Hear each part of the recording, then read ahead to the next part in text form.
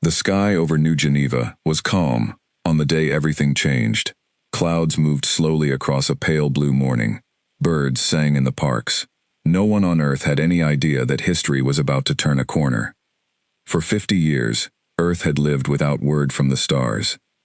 50 years ago, the last human colony ships and battle fleets had left the solar system to search for new worlds and to fight a war that no one truly understood anymore. They had flown past the edge of known space, through a region called the Long Silence, and they had never sent a single signal back. No radio waves, no data packets, nothing. At first, Earth had grieved. Families lit candles for sons and daughters who never came home. Governments built monuments with thousands of names carved into stone. Scientists tried for years to catch even a whisper of a signal, but space stayed quiet. Slowly, the world moved on. New generations grew up hearing about the fleet the way children once heard old legends. Some people believed the ships were destroyed. Others believed they had found a new home, somewhere far away, and simply forgot about Earth. Most people just stopped thinking about it. Life had to continue. Now, 50 years later, Earth was different. The population had grown. Cities floated on oceans. Fusion reactors powered entire continents.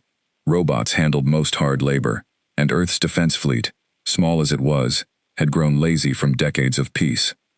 There had been no real war, no real enemy, for half a century. Some called it the Long Peace. Others simply called it the Forgetting, because it felt like Earth had forgotten it once had a place among the stars. Colonel Mara Voss did not like the Forgetting. She was the current commander of Earth Orbital Defense, a small station called Aegis Point that circled the planet at a comfortable distance. Her job was mostly administrative these days. She signed reports. She approved supply requests. She watched simulations of enemies that did not exist. She had trained for a war that never came, and some mornings she wondered if she had wasted her life preparing for nothing. That morning, she was drinking coffee in the control room when the alarms went off. At first, everyone thought it was a glitch.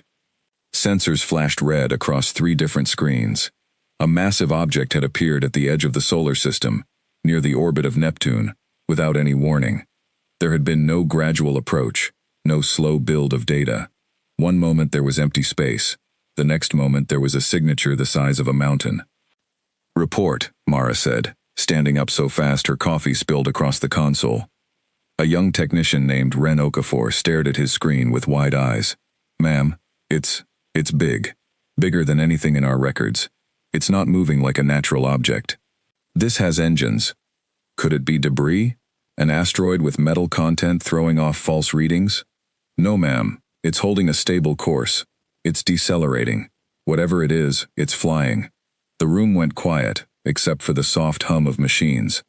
Everyone knew what an unexpected object flying toward Earth could mean. In old stories, it meant invasion. In real life, nobody had faced anything like this before. Not once in recorded history. Mara forced herself to stay calm. Panic would help no one. "Get me a visual, and alert Earth Command. Now." It took almost 6 hours for the object to get close enough for clear images, but when the picture finally came through, the room fell into complete silence. It was a ship, a massive warship, larger than anything currently in Earth's fleet, built in a style that looked both familiar and strange. The hull carried old Earth military markings, faded and scorched, but still readable. Symbols that had not been used in 50 years. A registration number that matched an old database entry. Ren's voice came out shaking. "Ma'am, that ship number. I just cross-referenced it. This is the Valdris. It's a fleet warship, one of the ones that vanished 50 years ago." Nobody spoke for a long moment. "That's not possible," someone whispered. Mara stared at the screen, her heart pounding. The Valdris had left Earth 50 years ago as part of the 9th Battle Group, sent out to protect a distant human colony that had reported strange signals nearby. It had never been heard from again. It was listed among the lost. Its entire crew mourned and remembered on the wall of the fleet in New Geneva. And now it was coming home. "Hail them," Mara ordered. "Right now. Every channel we have." For a long time, there was no answer. The ship kept approaching, slow and steady, like something ancient waking from a deep sleep. Then, finally, A signal broke through the static. A voice, tired but firm, spoke through the comm system.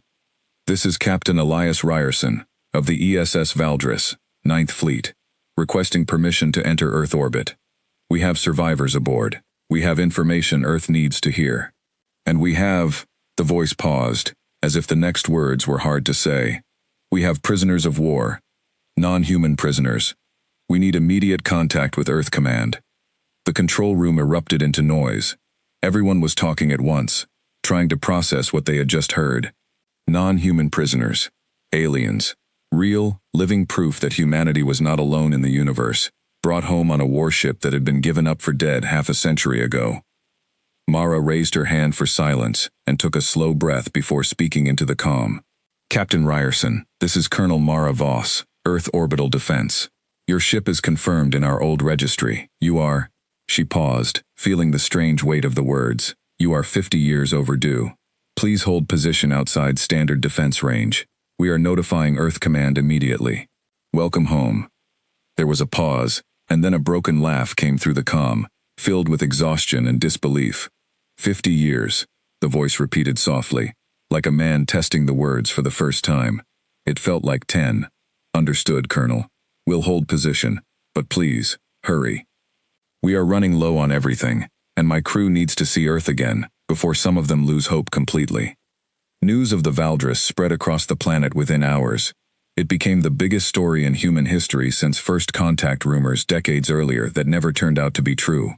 Every news channel showed the same blurry images of the massive warship hanging silently against the stars. People filled the streets, unsure whether to celebrate or panic.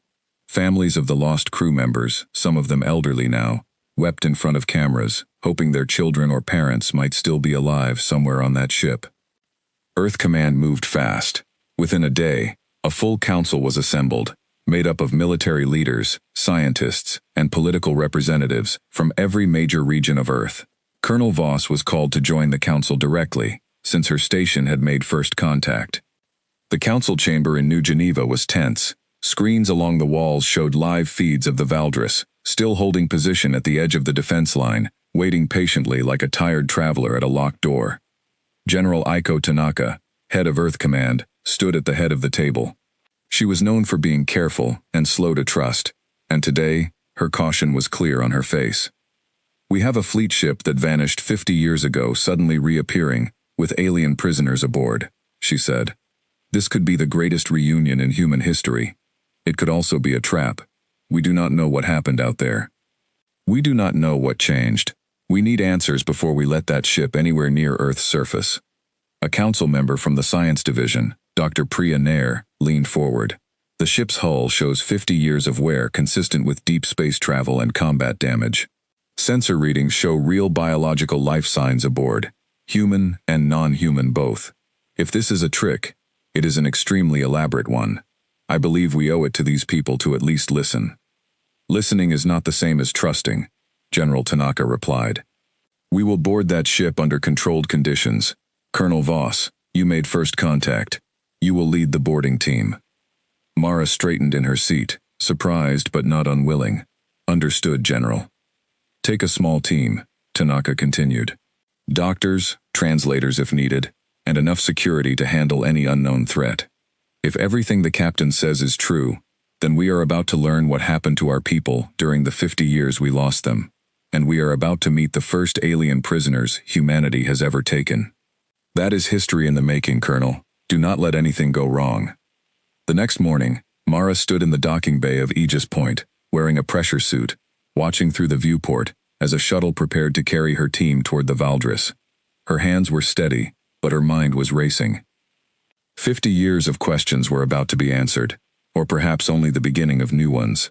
Beside her stood Dr. Nair, quiet and focused, and a young security officer named Cade Solis, barely 30 years old, who kept glancing nervously at the massive shape of the warship growing larger through the window. "You nervous, Colonel?" Cade asked. Mara allowed herself a small, tired smile. "Every soldier who has ever prepared to meet the unknown has been nervous, Lieutenant. The trick is not letting it stop you." The shuttle doors closed, and the small craft launched into the black, heading toward a ship that had been gone for 50 years and had somehow found its way home, carrying secrets, survivors, and something the galaxy had never given Earth before. Proof that humanity was not the only intelligent life among the stars, and that somewhere out in the dark, a war had been fought and won. As the shuttle closed the last stretch of distance, the Valdris loomed before them like a giant sleeping beast, its scarred hull catching the pale light of the distant sun. Docking clamps extended slowly from its side, reaching out like tired arms welcoming a friend home after a very long journey. Mara took a deep breath as the airlock began its cycle. Whatever waited on the other side of that door, Earth would never be the same again. The airlock hissed open, and cold, stale air rushed out to meet Colonel Mara Voss and her small team. The smell hit her first, metal and recycled oxygen mixed with something older, something that reminded her of old libraries and forgotten basements. 50 years of history sat inside this ship, and it smelled like every one of them. Standing just inside the corridor was a man who looked far older than his voice on the comm had suggested. Captain Elias Ryerson had silver hair and deep lines on his face, but his eyes were sharp and alert, the eyes of a man who had spent decades staying alive through sheer will. He wore a uniform that had clearly been repaired many times, patched with mismatched fabric. The old fleet insignia on his shoulder faded almost to nothing. "Colonel Voss," he said, extending a hand. His grip was firm despite his tired appearance. "Welcome aboard the Valdris. I never thought I would say those words to anyone from Earth again." "Captain Ryerson." Mara shook his hand carefully, studying his face. "On behalf of Earth Command, welcome home. We have a great many questions." Ryerson gave a short, tired laugh. "I imagine you do. So do I, honestly. Home has changed a lot in 50 years, hasn't it?" "More than you know," Mara said gently. "Captain, before we go further, Earth Command needs to understand the situation aboard your ship. You mentioned prisoners, non-human prisoners. We need to see them, and we need to understand exactly what happened to your fleet." Ryerson's expression grew heavier. "Follow me. It's a long walk, and it's a long story. I'll tell you as much as I can on the way." The corridors of the Valdris were dim, lit by half-working lights that flickered every few seconds. Wall panels showed signs of battle damage that had been welded shut rather than properly repaired. Wires ran along the ceiling in exposed bundles. It was clear this ship had been fighting for survival for a very long time. 50 years ago, Ryerson began, walking slowly. "We were sent to protect a colony called Ashfall, out past the edge of mapped space. Command received strange signals near that colony, energy readings that didn't match anything natural. We thought it might be a mineral anomaly. It wasn't." "What was it?" Dr. Nair asked from behind Mara. "It was them," Ryerson said. "The first contact humanity ever had with another intelligent species, and it happened in the worst possible way. They attacked Ashfall before we even arrived. By the time the 9th Battle Group reached the colony, it was already gone. Wiped out. Every building destroyed. No survivors." The corridor fell silent, except for the soft hum of the ship's failing systems. "We fought them," Ryerson continued. "It was brutal. Our communication systems were damaged in the first engagement, some kind of energy weapon that fried our long-range transmitters. We couldn't call home. We tried for months, but nothing worked, and the fighting didn't stop. It just kept going, deeper and deeper into unknown space, one battle leading to another." "For 50 years?" Kate asked, disbelief clear in his voice. Ryerson nodded slowly. "For 50 years. We built alliances with other human colonies we found out there. Colonies that had been separated from Earth even longer than we had. We repaired our ships with whatever we could scavenge. We learned to survive on almost nothing, and we learned about the enemy we were fighting. They call themselves the Thren, a species that expands by force, wiping out anyone who resists them. They believed humanity was weak, easy to conquer." "They were wrong," Mara said quietly. "They were very wrong," Ryerson agreed, a hint of pride entering his tired voice. "It took decades, but we learned to fight back properly. We learned their weaknesses. We built weapons suited for their ships. Slowly, colony by colony, we started winning instead of just surviving. 3 years ago, we won a major battle at a system we call Haldor's Reach. That victory broke the back of the local Thren fleet in our sector. We captured several of their ships, and we captured survivors." They reached a heavy door guarded by two soldiers, both wearing patched uniforms similar to the captain's. Behind the door, Mara could hear low sounds, something that was almost like breathing, but not quite human. "These are the prisoners," Ryerson said. "5 of them survived the battle, and the trip home. We kept them alive because I believed Earth needed to see them with its own eyes. Proof of what is out there. Proof of what we've been fighting. Proof that the 50 years of silence had a reason behind it." The door opened, and Mara stepped inside a heavily reinforced holding room. Behind a thick, transparent wall stood 5 creatures unlike anything she had ever seen outside of old science fiction movies. They were tall, taller than the average human, with gray-blue skin that looked almost like stone. Their eyes were large and dark, without visible pupils. They had 4 arms each, 2 larger ones near the shoulders and 2 smaller ones below, and their faces held an expression that was difficult to read, somewhere between anger and exhaustion. One of them stepped forward and pressed a hand against the transparent wall, watching Mara with unreadable eyes. "They're intelligent," Dr. Nair whispered, stepping closer despite herself, fascinated. "Look at how it's studying us. It's not acting like an animal. It knows exactly what we are." "They're very intelligent," Ryerson confirmed. "And very dangerous, even now. Don't let their condition fool you. That one in front, we call him Vorlan because we could never properly pronounce his real name. He was an officer in their fleet, high-ranking.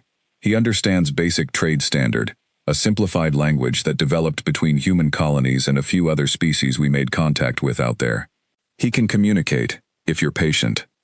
Mara stepped closer to the glass, her heart pounding with a strange mix of fear and awe. This was the moment humanity had wondered about for centuries, proof that they were not alone, and it had come wrapped not in peace, but in war. The creature called Vorlan tilted his head slightly, studying her with those dark, unreadable eyes. Then, in a low, rough voice distorted by an unfamiliar throat structure, he spoke 2 words in broken trade standard. "Home. Weak." The words hung in the air like a threat. Cade's hand moved instinctively toward his weapon, but Mara raised a hand to stop him. "Easy, Lieutenant." Ryerson stepped closer to the glass as well, his expression hard. "He's been saying things like that since we captured him. He believes Earth is unprepared for what's coming. He might be right." "What's coming?" Mara asked sharply. Ryerson turned to face her, and for the first time, real fear showed on his tired face. "Colonel, the Thren we fought were only the edge of something much bigger. A single fleet from a much larger empire. We won a battle. We didn't win the war. And now that we've captured their people and damaged their forces in this sector, they know exactly who did it. They know the name of Earth. It's only a matter of time before they follow the trail back home." The room went silent, except for the quiet hum of the ship and the steady, unblinking stare of the alien prisoner behind the glass. Mara felt the weight of the moment settle over her like a heavy blanket. 50 years ago, Earth had sent a fleet into the unknown and lost contact, mourning them as dead. Now that fleet had returned, carrying survivors, alien prisoners, and a warning that could change the fate of the entire planet. "Captain," she said slowly, "Earth Command needs to hear everything you just told me. Immediately. And we need a full security lockdown on this ship until we understand exactly what kind of threat might be following you home." Ryerson nodded, exhaustion and relief mixing on his face. "That's exactly why I brought this ship back the moment I could, Colonel. Earth needs to wake up. Fast." Behind the transparent wall, Vorlan continued watching them, his large dark eyes moving slowly from one human face to another, as if measuring the strength of an enemy he had already decided was not ready for the war heading its way. Outside, in the black silence of space, the Valdris floated near Earth's defense line, a scarred and weary messenger, carrying both hope and warning. And far beyond the edge of known space, in the darkness, the Thren called home.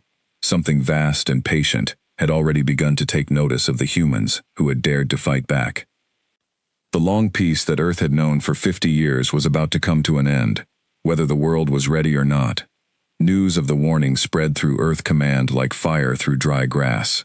Within hours of Colonel Voss's report, every major military base on the planet was placed on alert. Fleet reserves that had sat unused for decades were pulled out of storage and inspected. Shipyards that had spent 50 years building passenger transports and cargo haulers suddenly received orders to prepare for military production again.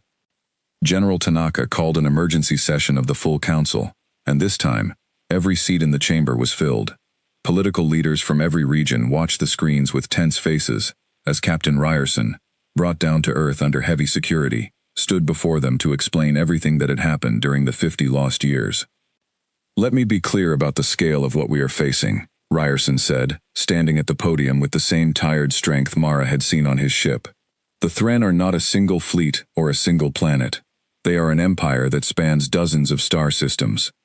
What attacked Ashfall 50 years ago was a scouting force, likely sent to test the strength of any species living in this region of space. We failed that test in the worst possible way. We fought back instead of surrendering. And that saved us," General Tanaka said. "Or doomed us." "Both, possibly," Ryerson admitted. "The Thren value strength above all else. Species that surrender quickly are usually absorbed, turned into labor for their empire. Species that resist are marked as threats and dealt with more severely, but they are also, in a strange way, respected. Vorlan, the prisoner we brought back, has said as much during interrogation. He called humanity stubborn animals that refuse to understand their place. It wasn't meant as a compliment, but it wasn't meant as simple mockery either." Dr. Nair, sitting near the front of the chamber, spoke up. "Captain, you mentioned other human colonies during your 50 years away. Colonies that had been separated from Earth even longer. Can you tell us more about them?" Ryerson nodded. "Yes, this is important. Earth was not the only source of human colonization before contact with the Thren. There were several waves of colony ships sent out over the past 200 years, some of which lost contact with Earth long before our own fleet vanished. We found 3 of these colonies during our journey. Ashwood Colony, which the Thren destroyed before we could help. Meridian Station, a mining colony that had grown into a small independent society of nearly 200,000 people. And New Terra, the largest of the 3, with a population in the millions, fully self-sufficient, with its own shipyards and its own small defense fleet." The chamber buzzed with quiet murmurs. Millions of humans living out among the stars, completely unknown to modern Earth. "These colonies became our allies," Ryerson continued.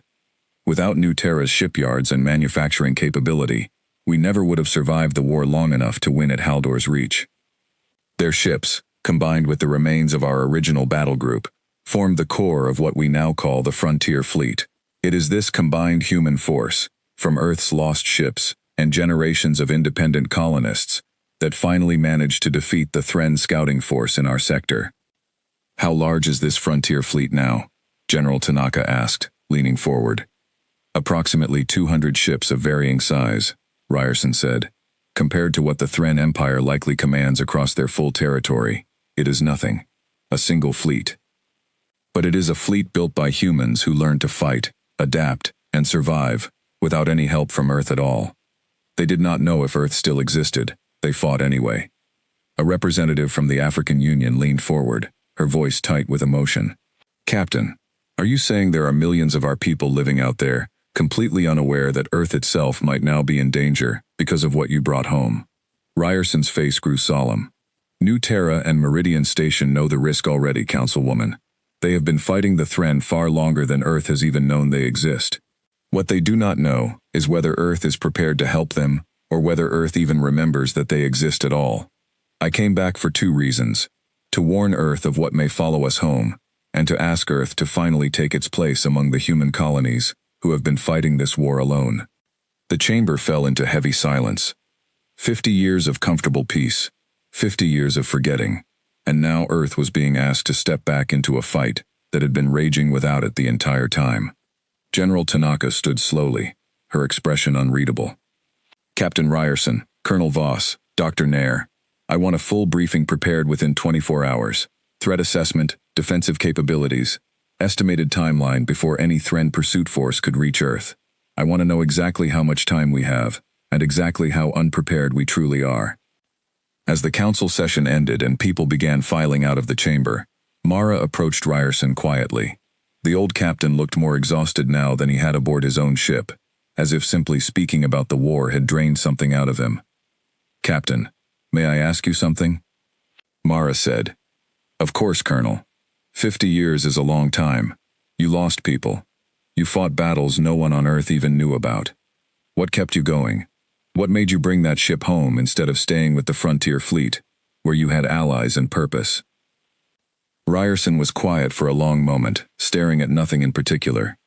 "Every soldier under my command who died out there, and there were many, Colonel, every single one of them had a photograph of Earth somewhere in their quarters, a place they had never expected to leave forever. I made a promise to myself a long time ago that if I ever had the chance, I would bring word home, even if it was bad news, even if it meant Earth had to prepare for a war it never asked for. People deserve to know the truth about the world they live in, and about the family they still have out among the stars." Mara felt something tighten in her chest, a mix of respect and sorrow. "Thank you for keeping that promise, Captain." "Don't thank me yet," Ryerson said quietly. "We don't know how much time Earth has before the Thren find their way here. Vorlon believes it will be sooner rather than later.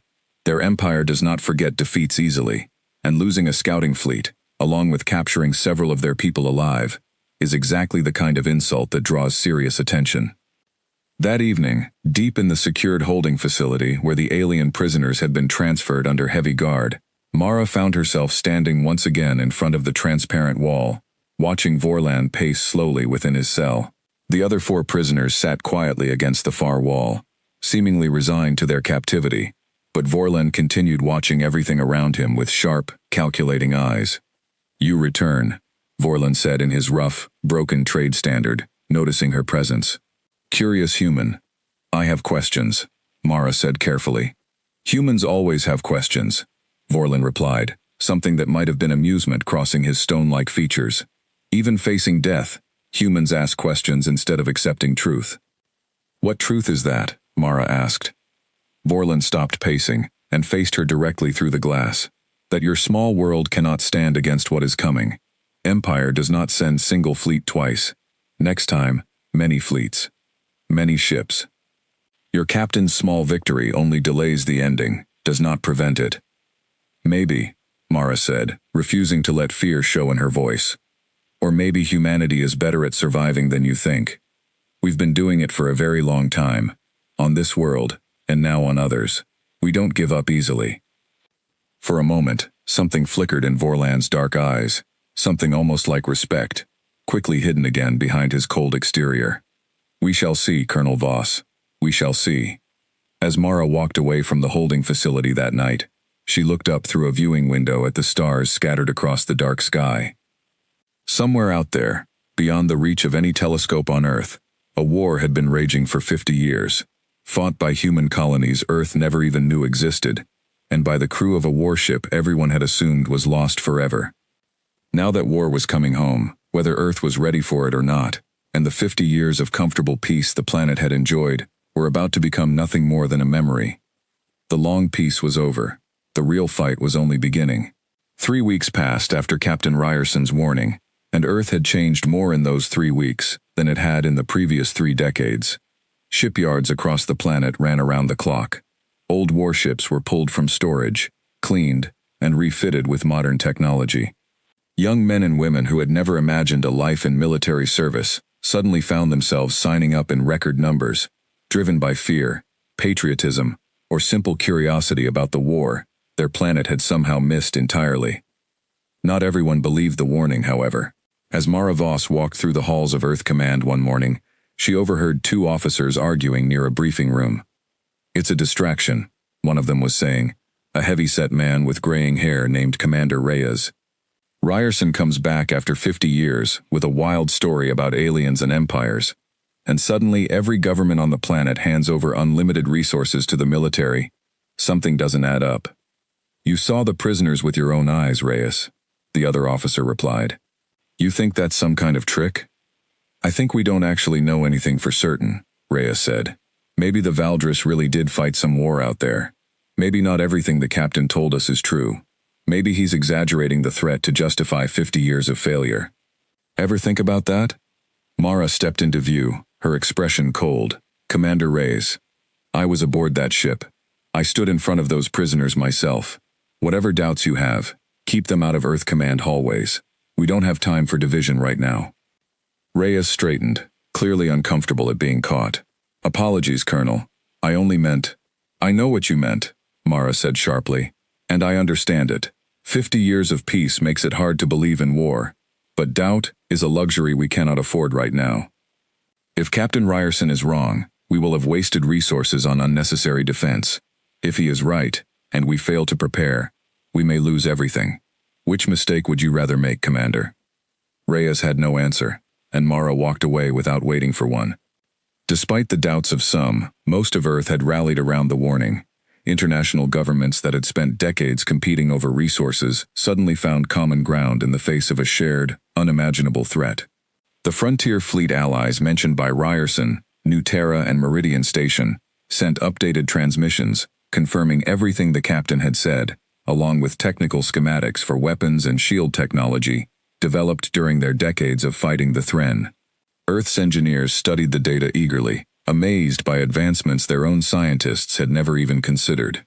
But the greatest source of information remained locked deep within the secured facility beneath Earth Command. The 5 Thren prisoners, and especially Vorlon, the highest ranking among them. Dr. Nair had taken charge of the ongoing interrogations, working alongside military intelligence officers to slowly extract useful information. It was difficult work. Vorlon answered questions carefully, often twisting his words in ways that revealed little while appearing to cooperate. He seemed to enjoy testing the patience of his human captors, watching their reactions closely, studying them the way a predator studies potential prey. One afternoon, Mara was called down to the facility for an emergency briefing. Something had happened during the latest interrogation session, and Dr. Nair's voice over the comm sounded unusually tense.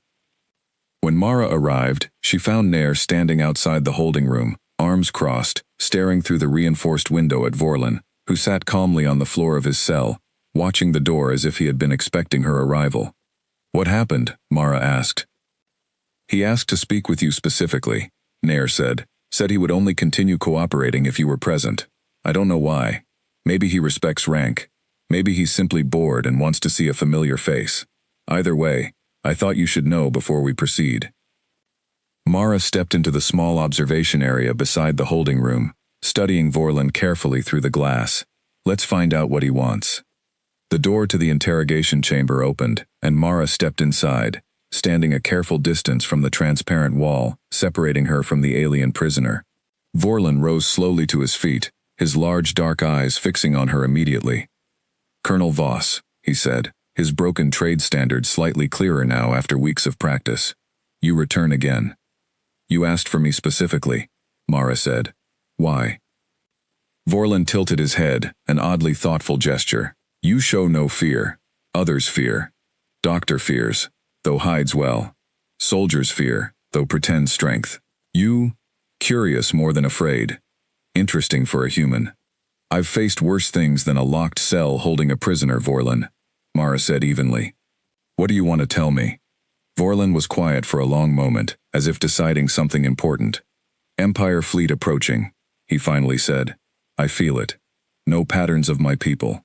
Scouting fleet destroyed at Haldor's Reach reported location before defeat. Empire does not forget, does not forgive. Response fleet already traveling toward this system." The room went cold, despite the climate control systems humming steadily overhead. "How long?" Mara asked, keeping her voice steady, despite the fear rising in her chest. "Difficult to say precisely," Vorlon admitted. "Empire space vast, travel routes unpredictable to outsiders. Best estimate, based on standard response patterns, perhaps 2 months, perhaps less." 2 months. Mara felt the weight of those words settle over her like a physical blow. 2 months to prepare an entire planet for a war it had never fought before, against an enemy technologically superior enough to have destroyed an entire colony without much effort 50 years ago. "Why tell me this?" Mara asked carefully. "You're a prisoner of war. Why help the people holding you captive?" Vorlon's expression shifted slightly, something complicated crossing his stone-like features. "Not helping humans. Helping myself, in a way you may understand. If Response Fleet destroys this world completely, Empire has no further use for prisoners. We become unnecessary, executed, likely, once primary target eliminated. If humans survive, if humans fight and prove strength again, perhaps Empire finds more value in negotiation than extermination. Perhaps prisoners become useful for such negotiation. My cooperation is..." Practical, not friendship. Mara studied him carefully, trying to determine how much of what he said was truth, and how much was manipulation.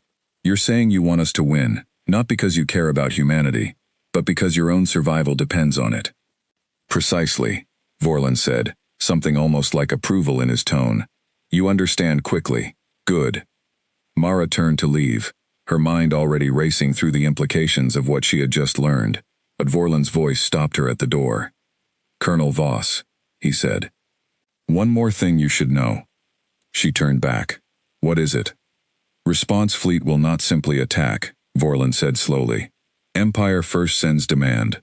Surrender terms. Full submission or destruction. Your leaders must decide quickly which path this world chooses. Choose wrong, and no fleet, no weapon, no strength will save you. The threat hung heavy in the recycled air of the holding facility. Mara left the room and immediately contacted General Tanaka, relaying everything Vorlon had revealed. Within hours, another emergency council session was called, and this time, the mood in the chamber was different from every previous meeting. Fear had replaced disbelief. Urgency had replaced doubt. Even Commander Reyes, previously skeptical, sat quietly in his seat, his earlier arguments forgotten in the face of a 2-month countdown to potential destruction. We need every available resource dedicated to defense immediately, General Tanaka said, standing before the full council. Shipbuilding must be accelerated beyond current projections. We need to establish direct communication with New Terra and Meridian Station to coordinate a unified defense strategy. And we need to prepare Earth's population for the possibility that an ultimatum may arrive within weeks, demanding our surrender. And if that ultimatum comes, a council member asked quietly, what will Earth's answer be? General Tanaka's eyes moved across the chamber, meeting the gaze of every representative present, before finally landing on Captain Ryerson, who stood silently near the back of the room, exhaustion and determination mixed on his weathered face. Captain Ryerson fought for 50 years without knowing if Earth even still existed, Tanaka said firmly. He never surrendered. Neither did the colonies he found out there among the stars. I refuse to believe Earth itself, humanity's true home, would choose a weaker path than the people who left it behind. A murmur of agreement rippled through the chamber, quiet at first, then growing stronger, filled with a mixture of fear and stubborn resolve. Mara stood near the edge of the room, watching the council debate the fate of the entire planet, and found herself thinking about Vorlon's words. Not friendship, but practical cooperation, driven by a desire to survive. Perhaps that described Earth's current situation as well. Perhaps humanity's sudden unity was not born from noble courage alone, but also from simple, desperate survival instinct. Either way, the outcome would be the same. Earth would fight. Outside, beyond the protective dome of the planet's atmosphere, the vast darkness of space remained silent and still, giving no hint of the massive fleet steadily approaching from the depths of unknown territory. But everyone who had heard Vorlon's warning knew the silence would not last much longer. Somewhere out there, among uncountable stars, an empire that valued strength above all else was coming to test humanity once again, and this time, Earth itself would have to prove it deserved to survive. The ultimatum arrived exactly 41 days after Vorlon's warning, faster than anyone had hoped, and slower than the worst fears had predicted. It appeared without warning on every major communication frequency across the planet, a cold mechanical voice, speaking in broken but understandable trade standard, translated instantly by systems Earth's scientists had built using data provided by New Terra and Meridian Station. People of the third planet, the voice said, echoing across screens and speakers in every city on Earth. You have destroyed an Empire scouting fleet. You have taken Empire citizens as prisoners. These actions cannot go unanswered. You have one rotation of this system's star to deliver full surrender. Submit your world's resources, your population, and your prisoners to Empire authority, or face complete destruction. Empire fleet awaits your answer at the edge of your system. The message repeated 3 times before falling silent, leaving behind a planet holding its breath. Within Earth Command, the Council gathered one final time before the deadline. General Tanaka stood at the head of the table, flanked by Colonel Voss, Captain Ryerson, and representatives from every major nation on Earth. The weight of the coming decision pressed down on everyone in the room like a physical force.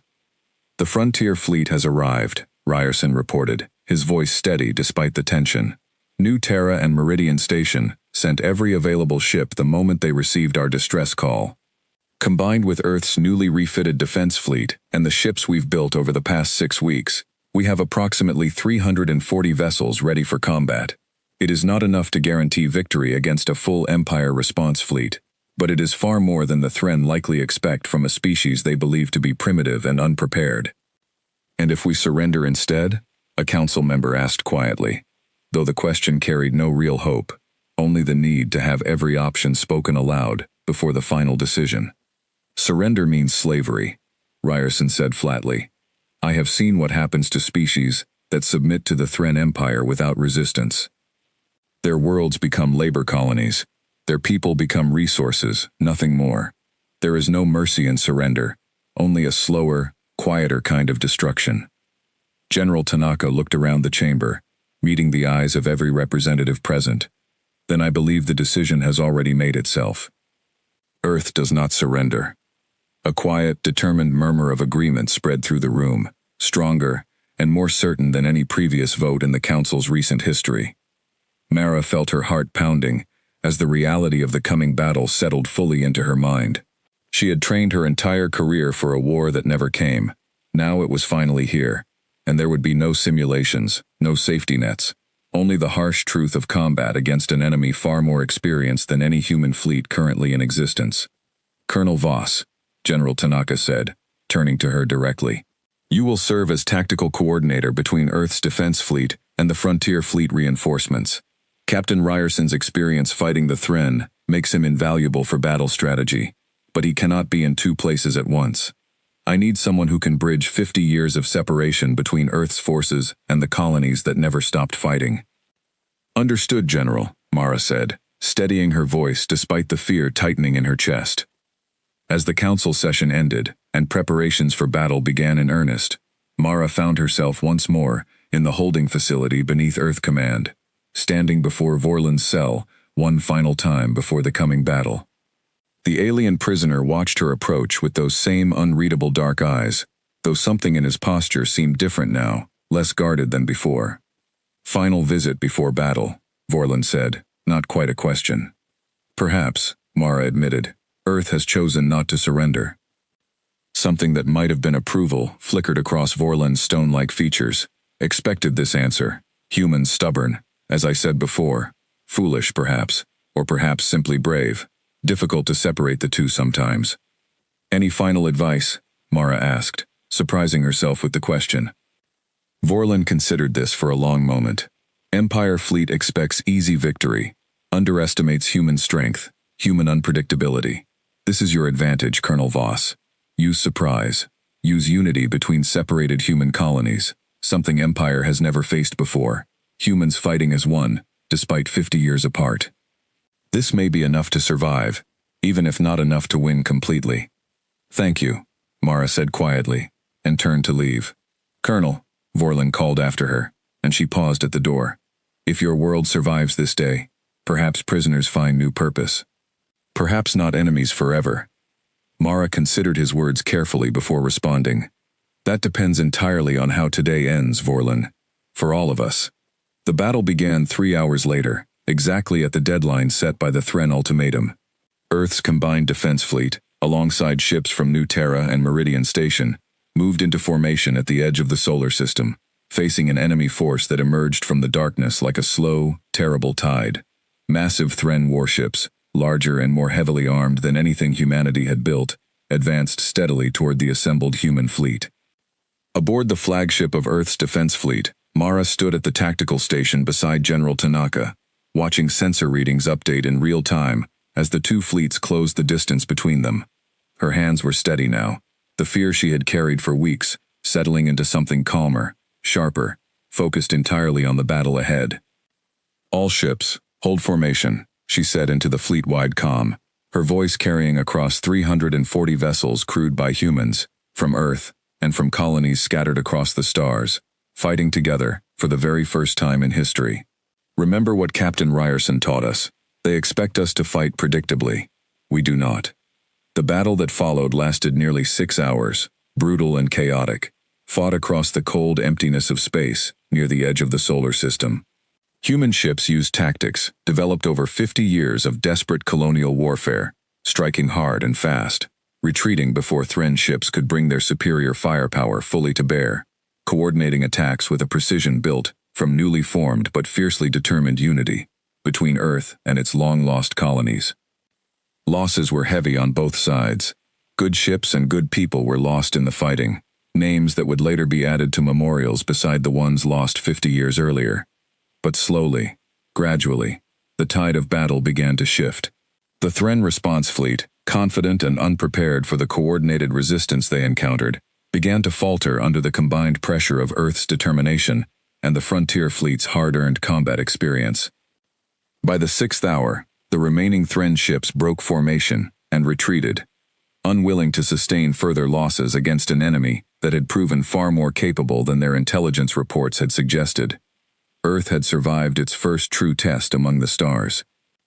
In the aftermath, as damaged ships limped back toward Earth orbit and rescue crews searched for survivors among the wreckage scattered through space, Mara stood once again on the bridge of the flagship, watching the stars slowly return to their normal, peaceful appearance. The battle was over, though everyone aboard understood clearly that the larger war, the true conflict against the vast Thren Empire, had only just begun.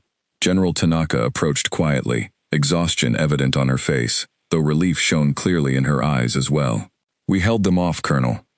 "For now," Mara agreed. "This was only a response fleet, General. A message sent to punish us for defeating their scouts. The full Empire has not yet turned its complete attention toward Earth." "No," Tanaka said, "but we have proven something important today. We have proven that Earth, alongside the colonies we forgot existed, can stand and fight when the moment demands it. That knowledge will matter greatly in whatever comes next." Weeks later, as Earth slowly began rebuilding from the battle and expanding its fleet in preparation for future conflicts, Captain Ryerson stood before a massive crowd gathered in New Geneva, honoring the memory of those lost both 50 years ago and during the recent battle. Mara stood beside him, along with representatives from New Terra and Meridian Station, who had traveled to Earth for the very first time in their lives, seeing with their own eyes the homeworld their ancestors had left behind generations earlier. Vorlan and the remaining Thren prisoners, following the battle's outcome, had been granted a strange new status, no longer simple prisoners of war, but cautious envoys, given limited freedoms in exchange for continued cooperation in preparing Earth's defenses against the larger conflict still looming on the horizon.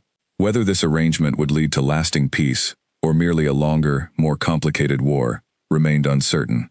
But for the first time, a small path toward understanding between humanity and the Thren Empire had opened, however fragile it might be. Standing at the podium, Captain Ryerson looked out over the gathered crowd, his tired eyes filled with something that looked very much like hope. 50 years ago, he said, his voice carrying clearly across the silent crowd, Earth lost contact with a fleet sent out to protect a distant colony.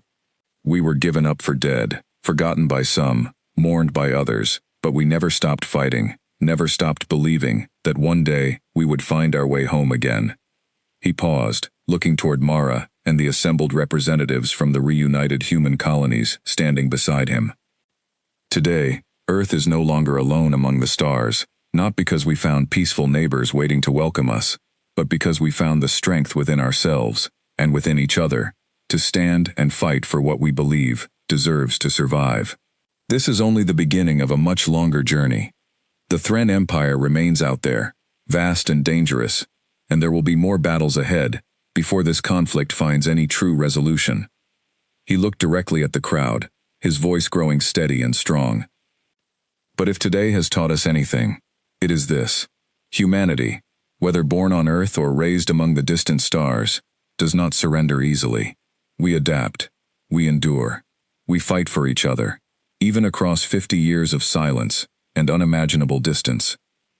And as long as that spirit remains alive within us, Earth, and every colony that calls itself human, will continue to stand, no matter what challenges the universe still has waiting for us.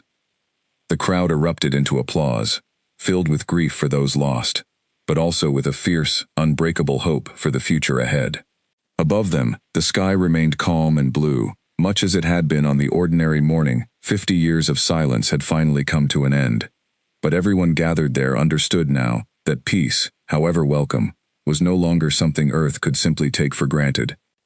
Somewhere far beyond the edge of the solar system, among countless unexplored stars, humanity's next chapter waited to be written, filled with challenges, alliances, and battles still to come.